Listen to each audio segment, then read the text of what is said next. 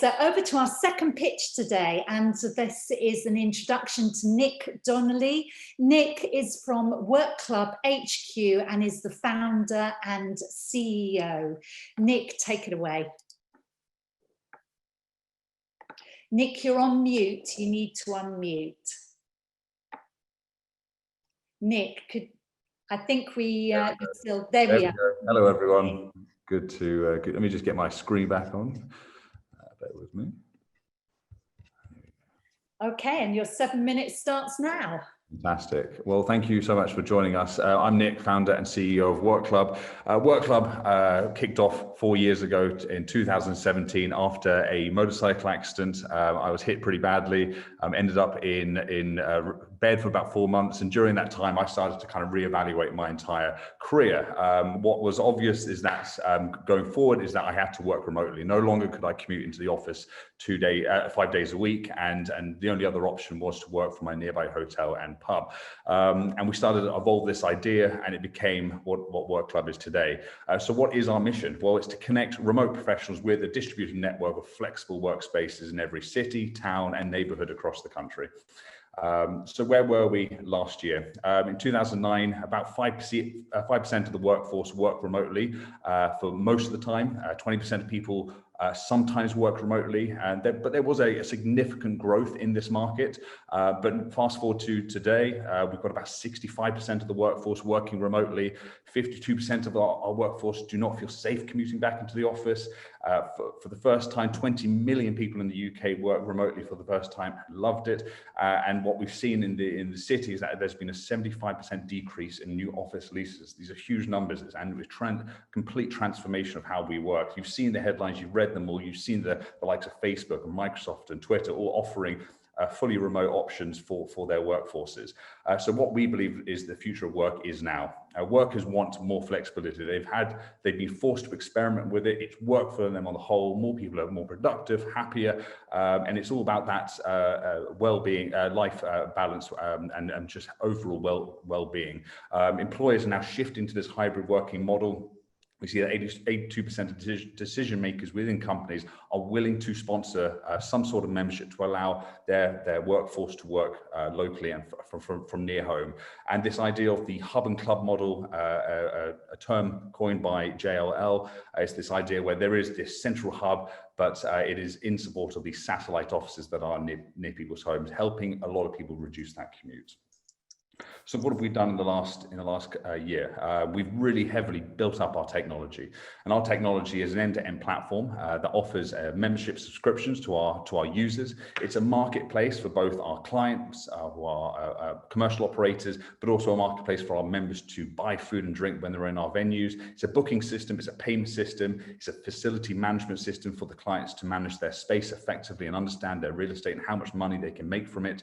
We're constantly collecting data, really useful data points that we can start looking at ways that we can understand the behavior of our users better, so that we can predict where they can work best. And it's all about communities, bringing people together. We understand that human connection is such an important part of our everyday lives, and therefore we want to bring people together in local workspaces. And what are these local micro workspaces? Well, we've heavily tapped into the hospitality sector, and we believe that the hospitality sector has a huge advantage to take on this remote workforce and offer them a place that they can work from on a regular basis. JLL again said the hospitality industry is all about providing high quality service and amenities to create great user experience, and this is what today's workforce is looking for, and this is what they want from the space that they work in, whether that is a traditional office, a hotel lobby, or co-working outlet. So the big three advantages of hospitality: it brings them a new revenue stream, serving remote workers and teams, both from paid access to their spaces, but also meeting room bookings. There's new referral, increased likelihood of return from customers who support that core business. So again, if they're using the workspace option, then they'll more likely use the meeting rooms as well. There's a minimal investment needed to actually deliver this high quality experience. So I'm going to pass over to my COO, Ajay, to give you a bit of an update of where we are today and a bit more information about the business model. Thanks, Nick. So in terms of how we generate revenue, we have a series of memberships that we offer to remote workers. They start at £45 per month, And for that monthly subscription, you get a certain number of prepaid credits that you can spend at these different spaces across our network. And when you spend at those spaces, we then have negotiated rates with our partners to revenue share with them. So there's no capital committed, no leases taken. We can scale very quickly and build a model where we are sharing 10 to 25% of the revenue on those bookings based off the partner.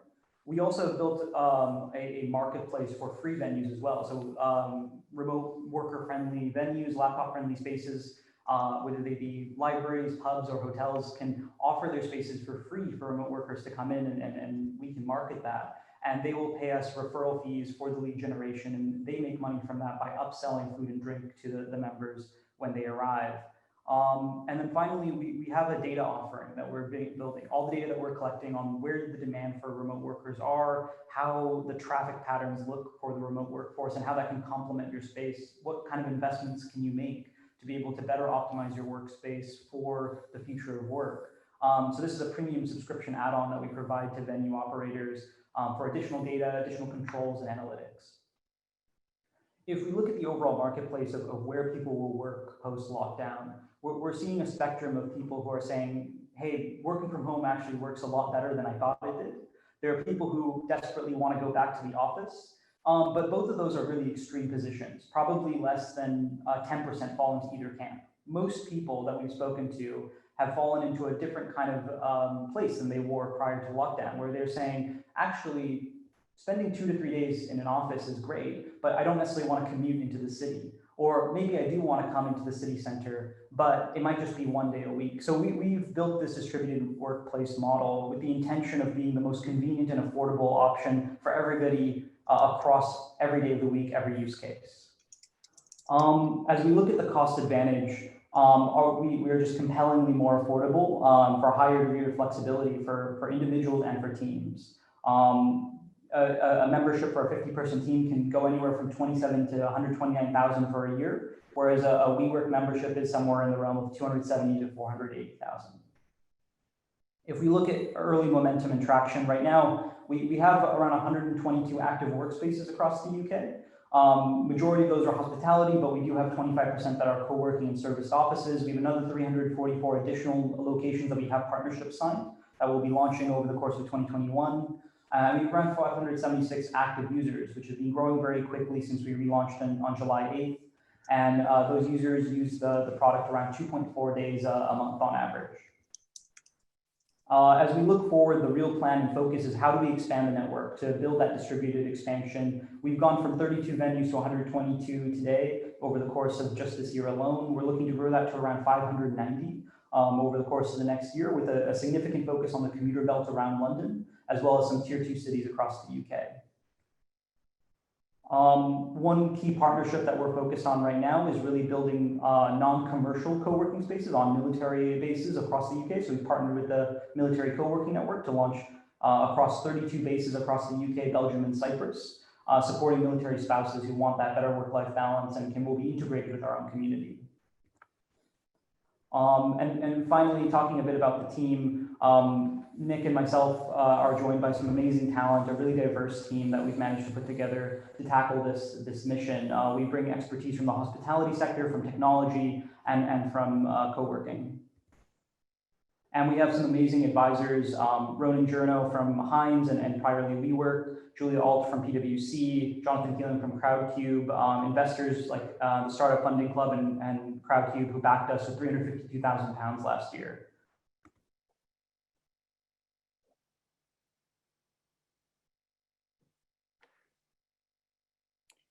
AJ, at a valuation of 5.4 million. That money is going to go into expanding our team, making a number of key hires across data science, engineering, and product, as well as expanding our network of spaces and looking for some pilot programs with larger enterprises and the civil service. And I've included some numbers in the deck that we'll share with everybody later. We can switch over to questions. Yeah.